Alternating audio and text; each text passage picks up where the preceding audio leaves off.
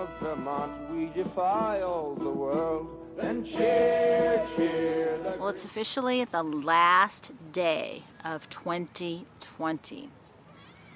It felt like this year was going to go on forever, and I think if you're like me, you're waiting for something to give. Now, I was lucky by coming out to California. I actually broke whatever dark cloud I've been under for the last year or two. So I haven't had anything bad, knock on wood, happen to me lately. Nothing's broken. But I'm going to be heading out soon, and you know, I was debating whether I wanted to make one last video while I had a change of scenery and the internet to upload it. So this one's going to be, I think it might be a little dark. So if you're up for that, I'm going to take a deep breath, and I will see you on the other side. Mountain air, and cheer, cheer. I need my soul to scream out. Tell me, how do we get so brave? Tell me, how do we get so brave? Made it innocent, a feel of discontent. Do you want to say Happy New Year, Freedom? Happy New Year. Happy New Year. Happy New Year. It's high noon, so the sun is bright in my eyes. I can feel, you know, the post behind me is stationary. The dock I'm on is moving, so it's a little bit of a challenge in addition to the camera moving too. But I wanted to just come down here in my little hidey place where I can walk to from where I'm staying. And I've been going back and forth, back and forth, back and forth. You know, if I was to make a last video for 2020, what would it be? And I just can't find a lot of hope. And I don't say that to be depressing. I say that not for your life, but just life in general. And the phrase that's kept coming to me, because I'm going to be leaving soon, is the end of normalcy. And this has been such a fascinating experience, coming back into normalcy. You know, having lots of people around, having hot showers, having pizza, having ice cream, having a refrigerator that's bigger than my thumb. And it's been fascinating.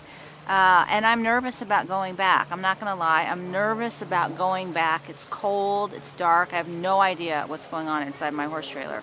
I was so focused on the radiator that blew up, I was just kind of abandoned everything. It's back to being loud and busy. I don't know if you can hear all the noise. But this is the end of normalcy. And it isn't the end of just my normalcy. I think it's the end of normalcy. I just have this terrible feeling that regardless of what happens this coming week, regardless of who takes office, things are going to get dark. And I don't say that to be morbid or depressing. I say that because I think now they're screaming and birds and stuff going on. The seagulls fight for the little bit of trash that they can collect. And the other phrase that keeps coming to me is that the die-off is about to begin. And, you know, those aren't comments that I think that we should dwell on, but I think that they offer decisions about where we want to go next in our own personal life and journey. And so I am so grateful that I've had this experience to be able to understand where I was, where I am, and what I want to build for myself in between. But I think there's also a big if question coming at us. And I think there's going to be a lot of hard choices. And I'm going to be honest, these last, few weeks, being not here but back in the dirt, they were so much harder than I thought they would be, that I was really starting to say, if this is going to be the way it is, I don't want to do it. And so I think we're going to have to take that idea within ourselves and really ask, how much effort are we going to want to put into our survival? How much effort are we going to put into the choices that are coming? And I don't think they're going to be easy questions, and I don't think they're right or wrong answers. I think that this has been a good run. This has been a good run. Most of us have had a good life. Whether we want to continue with it in the way that life may demand, I think is a decision each of us are going to have to make. And I have no idea what's going to happen.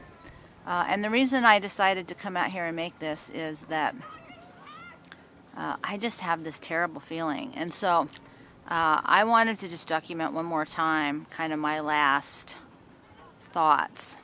I have no idea what's going to happen. I've had such bad feelings for months now.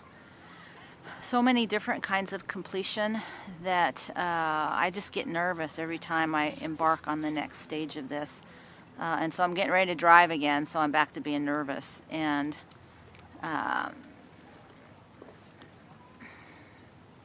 just want to say thank you. And also, I think it is the end of normalcy, and that even 2020, as horrible and as bad as it was for so many, it was still normal. So I just really encourage you to spend today or this week really digging down and asking yourself, what is your journey going to look like? You know, I've called my journey Survival Road for a reason. I've learned these skills for a reason. You know, I've started talking about crucibles and gauntlets for a reason.